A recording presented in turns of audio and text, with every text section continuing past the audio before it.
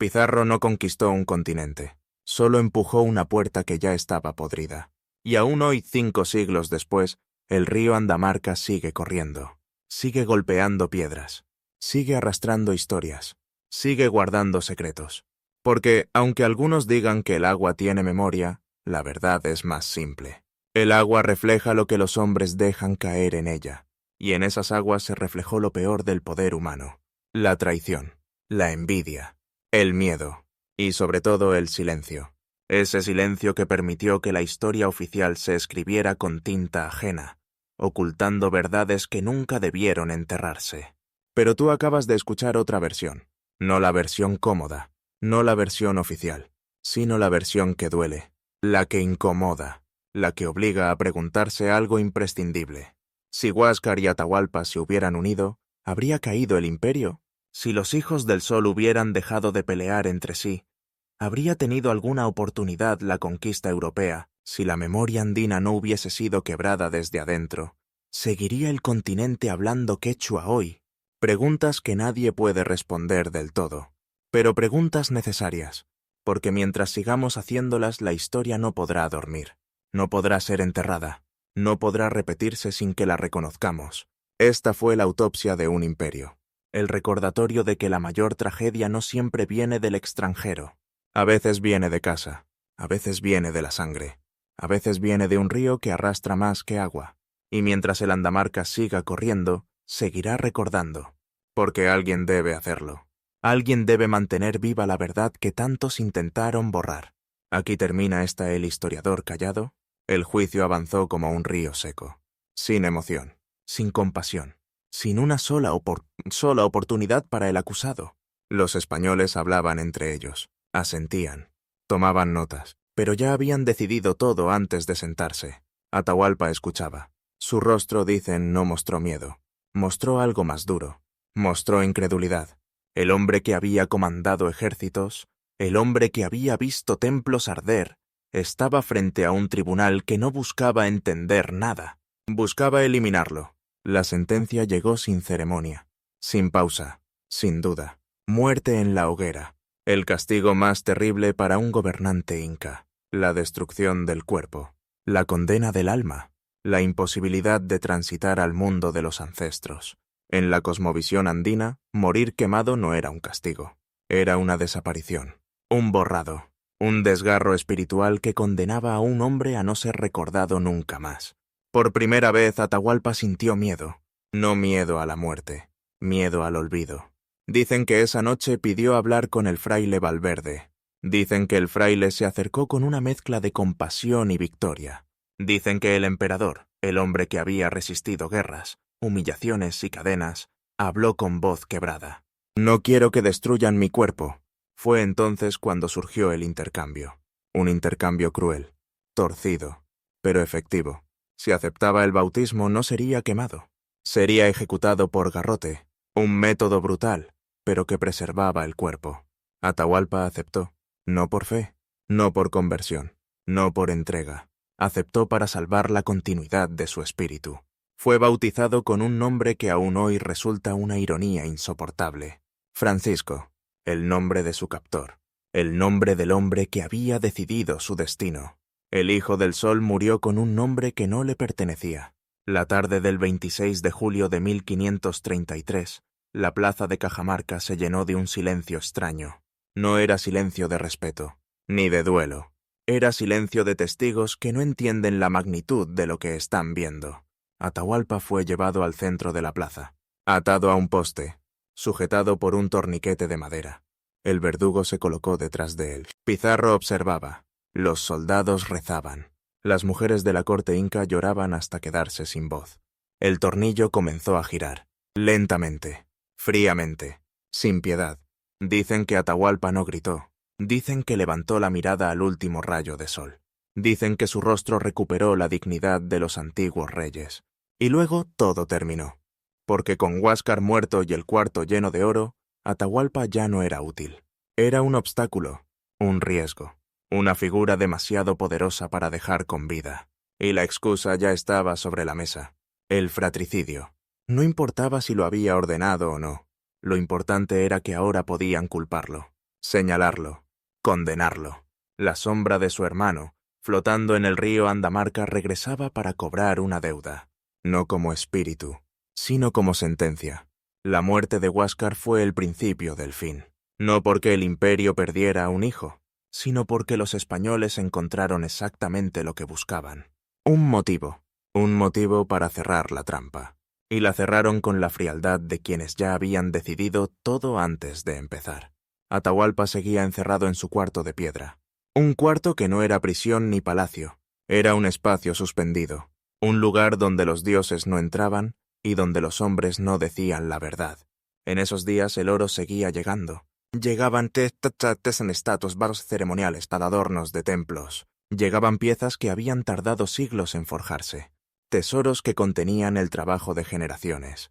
Tesoros que jamás volverían a existir. Los españoles los fundían, los convertían en lingotes anónimos. Destruían siglos de historia para llenar una habitación que ellos mismos habían exigido. Y aún así, cuando la última pieza cayó en el suelo, Atahualpa no fue liberado. No hubo agradecimiento, ni palabra de honor, ni trato cumplido. Hubo silencio. Un silencio que anunciaba algo peor que la traición. Anunciaba un juicio. El juicio de Atahualpa no fue un tribunal, fue un teatro, un espectáculo armado para una audiencia invisible, para un rey lejano, para una corona que nunca vería los Andes, para una iglesia hambrienta de argumentos morales. Francisco Pizarro actuó como juez, sus capitanes actuaron como jurado, el fraile Vicente de Valverde actuó como la voz de Dios, y el acusado era un hombre que no entendía el idioma del juicio, ni sus reglas, ni su lógica. Atahualpa apenas podía defenderse, no porque fuera culpable, sino porque el juicio no estaba hecho para escuchar, estaba hecho para condenar. Los cargos fueron leídos uno por uno, cada uno más absurdo que el anterior. Idolatría, porque adoraba al sol. Incesto, porque como los reyes incas, se casaba con su hermana para mantener la pureza del linaje. Poligamia, porque tenía varias esposas, como todos los gobernantes de su tiempo. Rebelión, porque no aceptaba el poder de un rey europeo que jamás había visto. Conspiración, porque su pueblo aún respiraba. Y por último el golpe maestro. Fratricidio. Acusaron a Atahualpa de matar a Huáscar. Los mismos hombres que tal vez lo dejaron ocurrir. Los mismos hombres que tenían todo por ganar con esa muerte. Los mismos hombres que necesitaban un crimen para justificar otro. Vigilado por los generales de Atahualpa. Pero vivo. Y esa palabra, vivo, comenzó a convertirse en un peligro. En su celda, Atahualpa empezó a escuchar rumores. Rumores que le helaron la sangre. Decían que los españoles habían preguntado por Huáscar, que estaban interesados en su linaje, que consideraban restaurarlo como emperador legítimo. Para Atahualpa esas palabras fueron un golpe directo al corazón, porque sabía lo que significaban. Mientras Huáscar respirara, él era reemplazable, prescindible, descartable. Pizarro podía usarlo como una pieza temporal, pero si Huáscar era más útil, lo cambiarían. Como se cambia una herramienta. Como se cambia un animal de carga. El miedo no ataca de inmediato. Primero se asienta, luego se expande, y finalmente domina. Atahualpa, el hombre que no temió enfrentar a ejércitos enteros, sintió por primera vez algo más profundo que la furia. Sintió vulnerabilidad. Y fue en ese vacío donde nació la decisión más oscura de su vida. Los españoles sostienen hasta hoy que Atahualpa envió una orden secreta a sus generales. Una orden simple. Maten a Huáscar. Dicen que los mensajeros corrieron por los caminos del imperio, que llevaron la sentencia envuelta en silencio, que los captores de Huáscar obedecieron sin dudar. Dicen que el Sapa inca legítimo fue degollado, que su cuerpo fue despedazado, que lo arrojaron al río Andamarca para borrar toda posibilidad de veneración. Esa es la historia oficial, pero hay otra, una sombra que incomoda, una duda que los cronistas españoles nunca pudieron eliminar. Una pregunta que cambia todo. ¿Y si Atahualpa no dio la orden? ¿Y si fueron los propios españoles quienes permitieron, alentaron o incluso facilitaron la muerte de Huáscar? ¿Y si necesitaban ese crimen para justificar lo que harían después? ¿Y si la muerte del hermano no fue una decisión andina, sino una estrategia europea? Pizarro tenía motivos profundos, motivos fríos. Un imperio con 2 reyes es un imperio difícil de controlar, pero un imperio con un solo rey acusado de fratricidio es fácil de destruir, fácil de juzgar, fácil de reemplazar. El asesinato de Huáscar limpiaba el tablero, eliminaba a un rival y convertía a Atahualpa en culpable perfecto. Una trampa tan bien pensada que incluso hoy resulta evidente. Una trampa envuelta en silencio, en rumores, en miedo.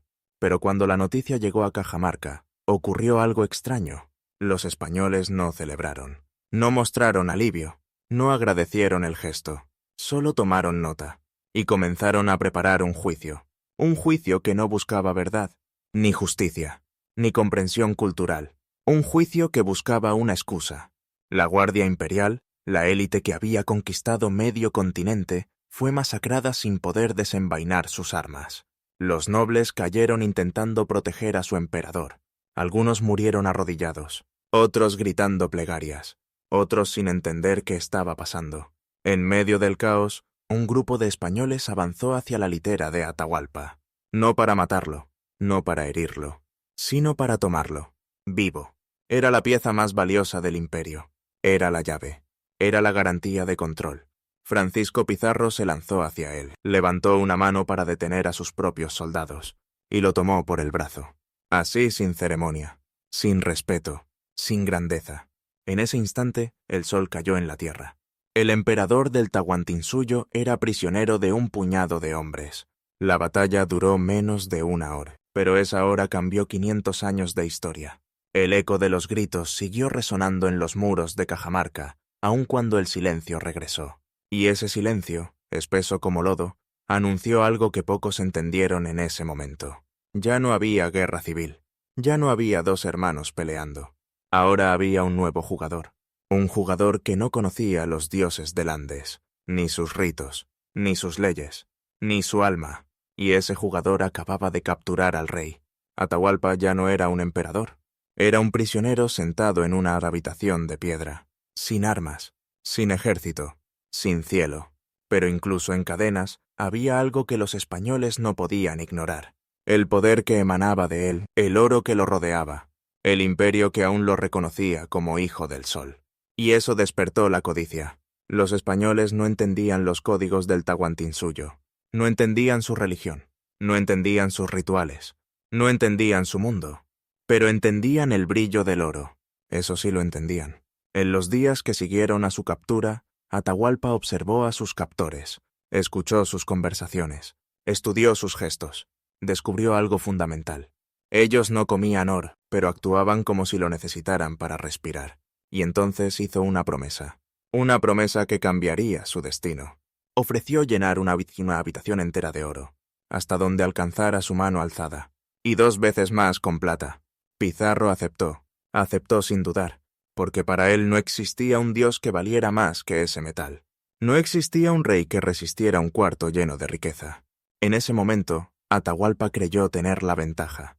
Creyó que los españoles eran hombres de palabra. Creyó que el honor funcionaba igual en todos los continentes. Creyó que un trato era un trato, pero no conocía aún la profundidad de su error. Mientras tanto, en el sur, Huáscar seguía vivo, atrapado. Atahualpa, el vencedor del norte, el guerrero que había aplastado ciudades, el líder que había convertido la furia en estrategia, el hombre que se creía invencible. Y quizá por eso cayó, porque la derrota más profunda no siempre llega cuando uno está débil. A veces llega cuando uno está demasiado seguro de su propia fuerza. Atahualpa se encontraba en los baños termales de Pultumarca, cerca de Cajamarca. El vapor rodeaba su cuerpo, como si el agua intentara borrar de su piel la sangre derramada. Los generales hablaban de futuras campañas. Los mensajeros traían noticias de pueblos sometidos. Los sirvientes preparaban ofrendas para celebrar la victoria total. Y nadie, absolutamente nadie, imaginaba que el verdadero enemigo se acercaba sin hacer ruido. Los españoles no llegaron como un ejército, llegaron como un puñado de sombras. 168 hombres, cansados, sucios, enfermos por el viaje, pero montados en bestias que el mundo andino jamás había visto. Caballos, armaduras brillantes, armas que hacían temblar la tierra cuando disparaban. Para los incas esos hombres no eran soldados, eran monstruos. Eran criaturas de 2 cabezas, una humana y otra animal. Eran señales de un universo desconocido. Cuando Atahualpa recibió el mensaje de su llegada, no sintió miedo. Sintió curiosidad. Los vio como comerciantes extranjeros, como visitantes inofensivos, como un detalle menor en el gran tablero de su imperio. Y esa arrogancia fue el principio del fin.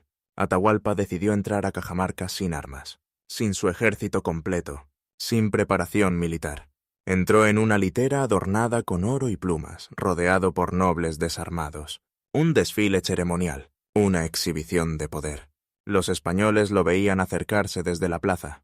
Lo veían como un tesoro viviente, como una oportunidad, como la pieza clave para romper un imperio sin gastar más que unas gotas de pólvora. La plaza de Cajamarca era una trampa perfecta, un corral de piedra, un espacio cerrado donde miles de hombres podían quedar atrapados sin salida. Y Atahualpa entró en ella, con confianza, con orgullo, con una seguridad tan grande que hasta los dioses debieron guardar silencio. En el centro de la plaza, un fraile español se acercó al emperador. Vicente de Valverde.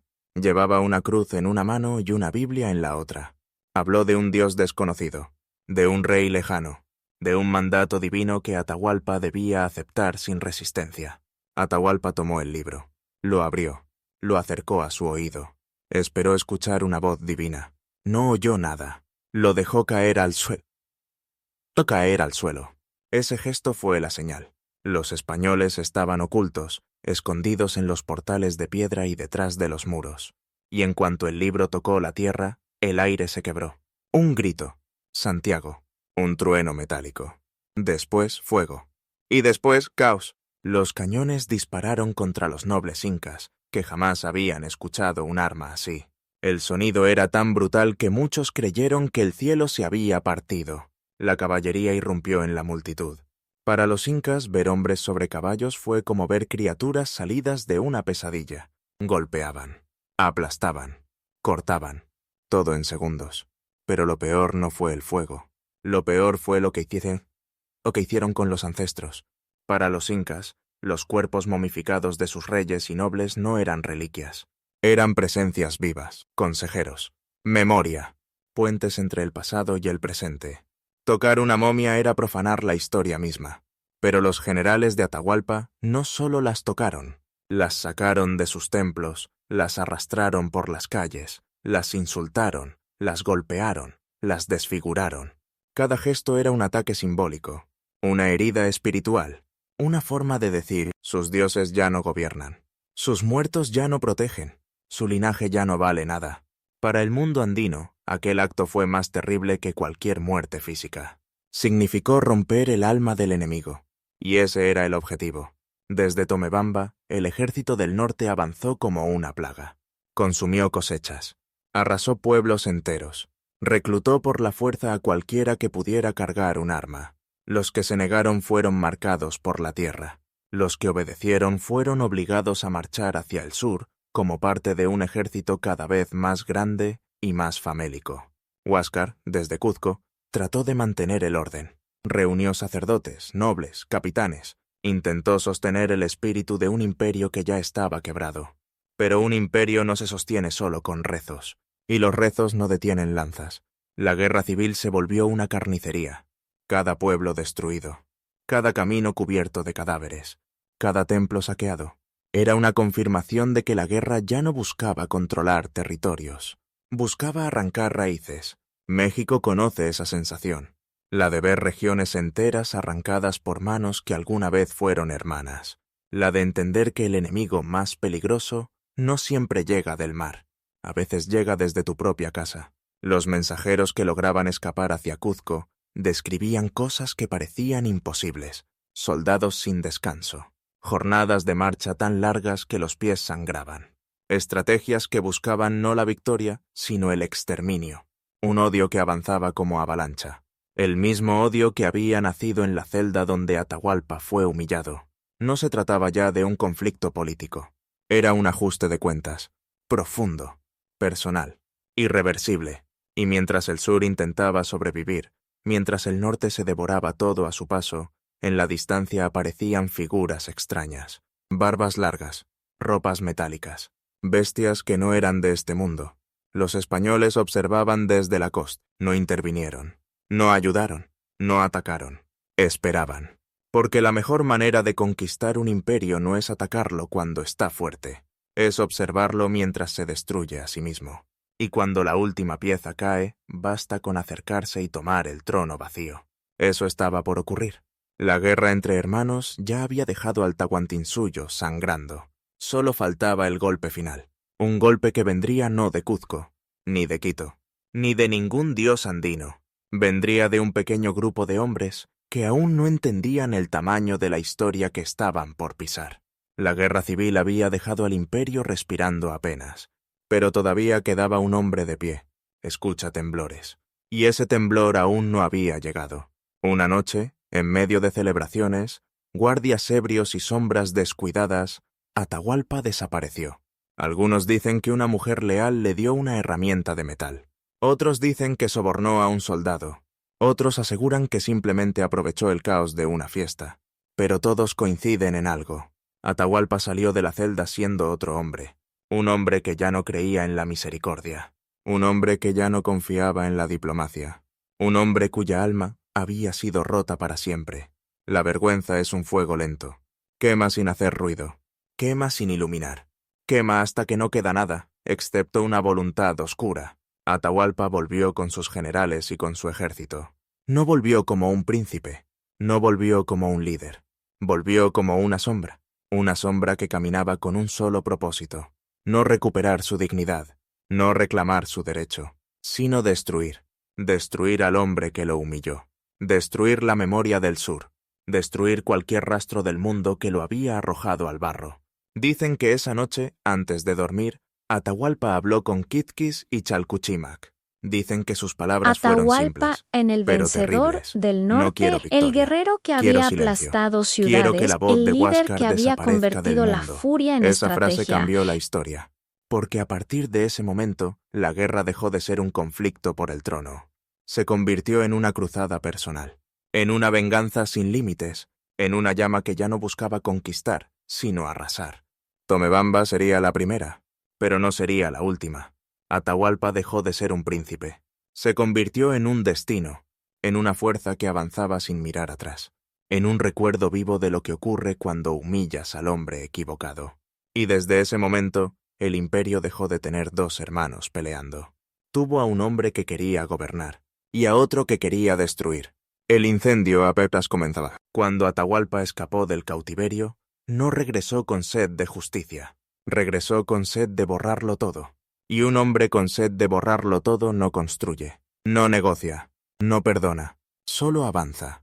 El primer rugido de esa nueva guerra cayó sobre Tomebamba. La ciudad que antes había celebrado la captura de Atahualpa, ahora se preparaba para resistir. Pero resistir no sirve cuando el enemigo no busca conquistar, sino castigar. Dicen que el ataque comenzó antes del amanecer. Dicen que el humo llegó antes que los soldados. Dicen que las llamas subieron tan alto que por un instante parecieron tocar el cielo. Tomebamba, no por estrategia, no por necesidad militar. Ardió como símbolo, como advertencia, como un mensaje escrito con fuego. Esto les ocurre a los que olvidan quién puede levantar un imperio y quién puede destruirlo. Las casas colapsaron una tras otra. Los templos fueron saqueados. Los sobrevivientes se arrodillaron esperando clemencia que nunca llegó, porque no había clemencia, ni propósito moral, solo la furia lenta y profunda de un hombre herido.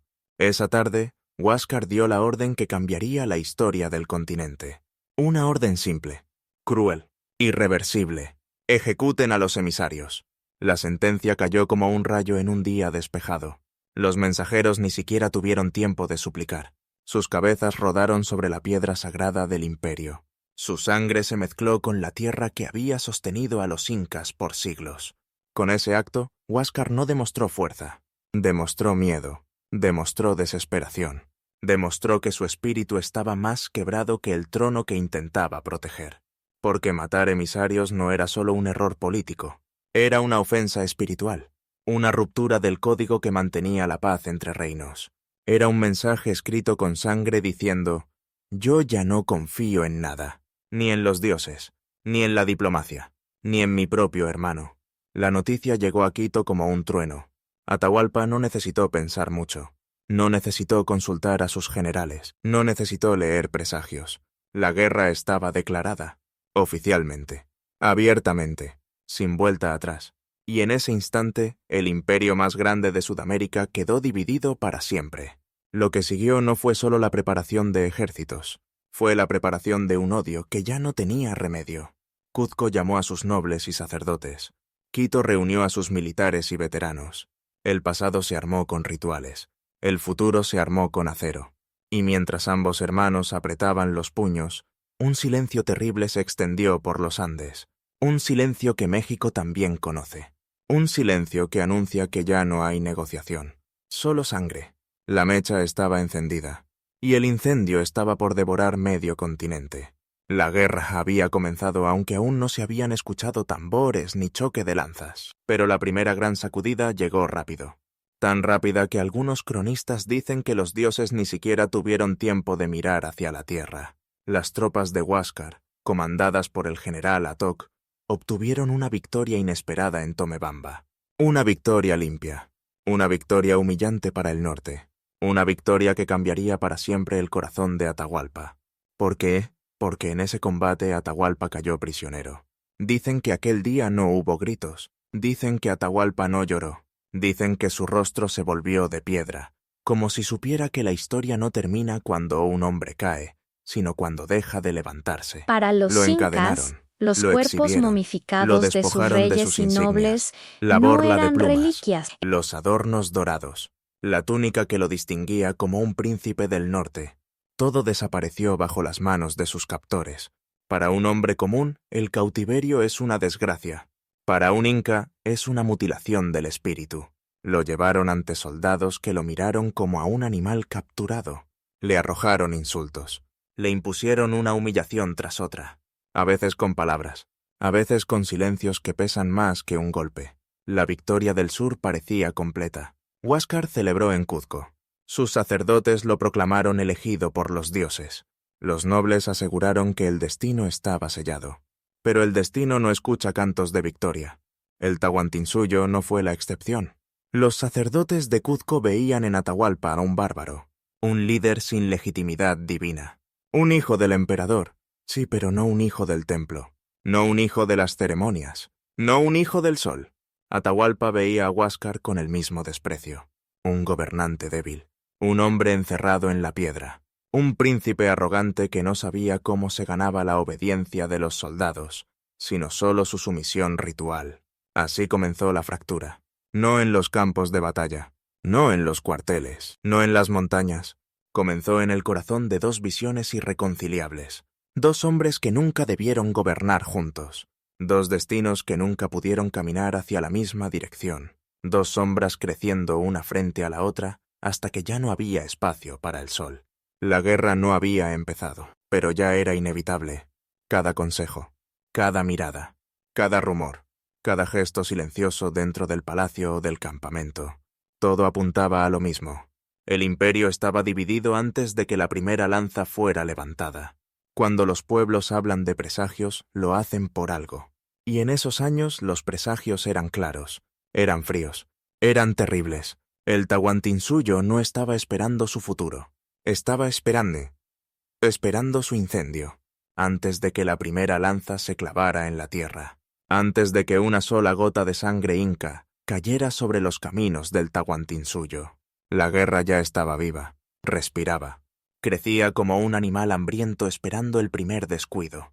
Y ese descuido llegó, de la peor forma posible, a manos del hombre que más temía perder el poder. Huáscar. En Cuzco el aire se volvió pesado, denso, como si cada muro de piedra observara a los hombres con sospecha.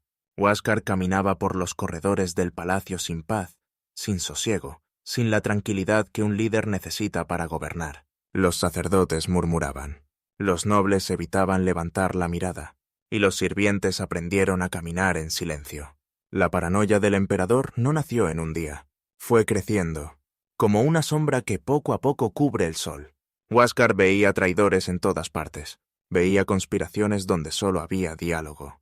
Veí y enemigos incluso en aquellos que habían jurado fidelidad eterna. Pero la chispa que encendió la mecha no fue una mirada. Fue un gesto de diplomacia. Un gesto que, en tiempos normales, habría significado paz. Un grupo de emisarios llegó desde el norte. Hombres enviados por Atahualpa. Hombres que venían con palabras de conciliación. Con ofrendas. Con un mensaje que decía, no somos enemigos. Somos hermanos. Busquemos un acuerdo. Pero Huáscar no escuchó eso. Escuchó burla. Escuchó desafío. Escuchó un recordatorio doloroso de que su trono ya no era firme. Ya no era puro. Ya no era intocable. Los consejeros intentaron calmarlo. Le dijeron que un insulto diplomático podía corregirse, que una conversación podría evitar una tragedia, pero el miedo ya había ganado la partida. Y cuando el miedo gobierna, gobierna el peor tipo de rey. Lo que vino después no fue una elección política, fue una fractura espiritual. Una ruptura del tejido que sostenía al imperio más disciplinado del hemisferio sur. Y mientras todo eso ocurría, mientras el mundo inca se rompía sin que nadie lo admitiera, los barcos españoles avanzaban por la costa como sombras que aún no encuentran su dueño. Para entender la guerra que estaba por venir, no basta con saber que había un vacío en el trono. Hay que mirar a los dos hombres que intentaron llenarlo. Dos hermanos, dos educaciones, dos universos distintos dentro del mismo imperio. Huáscar y Atahualpa no solo nacieron lejos uno del otro, nacieron en mundos diferentes, y se formaron bajo reglas que jamás podrían convivir. Huáscar creció en Cuzco. Cuzco no era una ciudad, era un altar. Un templo vivo hecho de piedra perfecta, silencio sagrado y jerarquías que habían existido desde tiempos que nadie recordaba. Allí cada respiración debía realizarse con reverencia. Cada paso debía honrar la sangre de los ancestros. La cuna de Huáscar fue un palacio donde el tiempo se movía al ritmo de los rituales. La legitimidad no se discutía. Se heredaba, como se hereda un destino. Los nobles orejones lo criaron para ser una encarnación del pasado. Le enseñaron que gobernar era obedecer primero. Obedecer a los sacerdotes, a los rituales, a la panaca. Le enseñaron que la pureza de la sangre era un arma más poderosa que cualquier lanza, y que ningún hombre nacido lejos del templo podía aspirar a la borla roja. Huáscar creció creyendo eso como se cree el amanecer. Natural, indiscutible, irrompible. Atahualpa, en cambio, no conoció la solemnidad del templo, sino la dureza del campamento. Su infancia fue polvo, frío, humo de fogatas, órdenes gritadas al amanecer, el sonido metálico de las armas preparándose para la guerra. Mientras Huáscar aprendía a leer augurios en las entrañas de una llama, Atahualpa aprendía a leer el miedo en los ojos de sus enemigos. Su educación fue brutal, fue directa, fue forjada por la lógica sencilla de la conquista. Avanzas o te mueres, conquistas o desapareces, ganas respeto o te lo arrancan. Quizquis y Chalcuchimac, los dos generales más temidos del norte, lo formaron como quien afila un cuchillo, sin adornos, sin poesía, sin superstición, solo eficacia. Para Atahualpa el poder no era una bendición, era una herramienta, un arma, una responsabilidad que nadie te regala. Se toma, se sostiene con fuerza, y se defiende con sangre. Dos hermanos, dos miradas del mundo. Huáscar representaba la estabilidad, el orden, la continuidad del sol en la tierra. Atahualpa representaba el movimiento, el cambio, la energía de un mundo que había crecido demasiado como para vivir solo en los ritos. México entiende esta división. La ha vivido una y otra vez. El México de las tradiciones contra el México de las armas. El México del templo contra el México del cuartel. El México que recita la ley contra el México que la ejecuta. Cuando estas dos fuerzas chocan, algo se rompe. Y casi siempre, lo que se rompe es la nación misma. Pero lo eterno no existe, ni en los Andes ni en México. Nada que respire está libre de romperse. Dicen los viejos cronistas que el golpe que abrió la primera grieta no vino del norte, no vino de guerreros, no vino de ejércitos, vino del aire, silencioso, invisible, letal. La viruela llegó como llega la desgracia a los pueblos que nunca la esperan. Primero un rumor, luego un temblor en los huesos, y después el fuego, un fuego que quemaba desde dentro. Huayna Cápac el emperador que había unificado tierras imposibles, el hombre que caminaba entre templos como si caminara sobre el cielo, fue uno de los primeros en caer. Su piel, acostumbrada a telas suaves de llama y vicuña, se cubrió de heridas que parecían mordidas de un dios rabioso. Y lo más terrible no fue su muerte. Lo más terrible fue la prisa, la velocidad, la manera en que todo ocurrió sin permitir un último aliento de orden. La realeza inca no tuvo tiempo de preparar los rituales sagrados. No hubo canto, no hubo procesión, no hubo designación clara del sucesor. El sol se apagó sin dejar instrucciones. Un imperio tan grande no teme al enemigo externo. El verdadero miedo viene del vacío. Y ese vacío apareció de golpe. Hubo un día, cuentan, en que los nobles orejones se reunieron en Cuzco. Todos miraban al suelo. Todos esperaban una señal divina, pero los dioses guardaron silencio.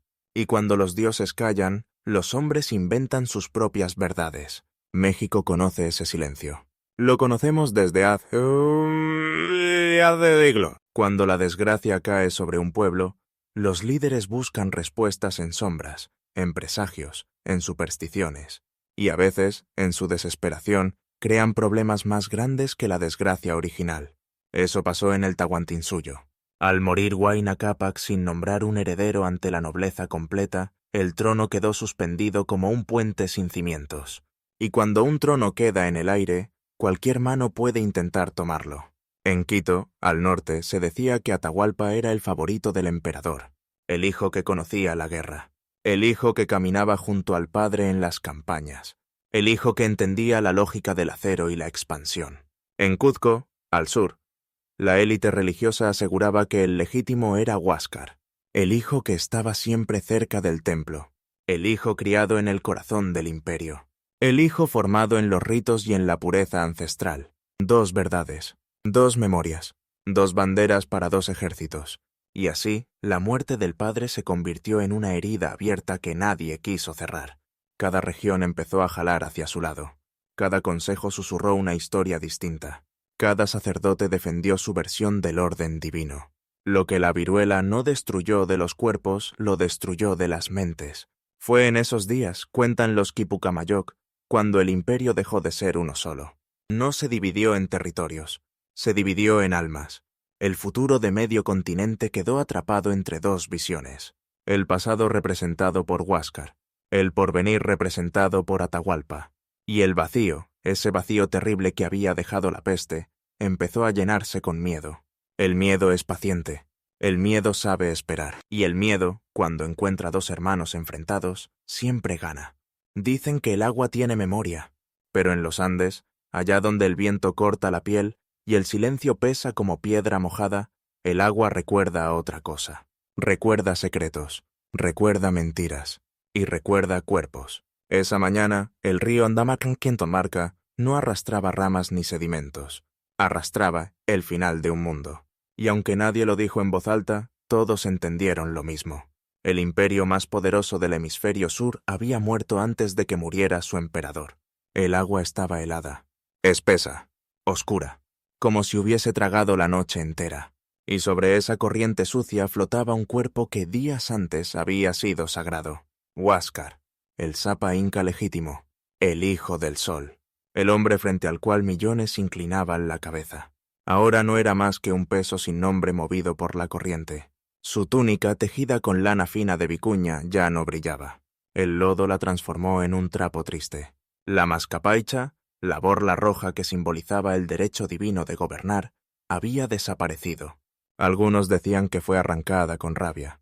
Otros, que la trituraron bajo los talones de la traición. Nadie lo sabía con certeza. O tal vez nadie quería saberlo. La historia oficial cuenta otra cosa. Cuenta que Atahualpa, su hermano Guap, cometió la orden de asesinarlo, que el fratricidio fue un acto frío y calculado, que esa muerte justificó todo lo que vino después. Pero la historia oficial también ha sido escrita por manos interesadas, y cuando la pluma pertenece al vencedor, la verdad siempre sangra. Pregunto algo. Si la muerte de Huáscar fue realmente obra de Atahualpa, ¿quién ganó de verdad con ese crimen? ¿El hermano triunfante?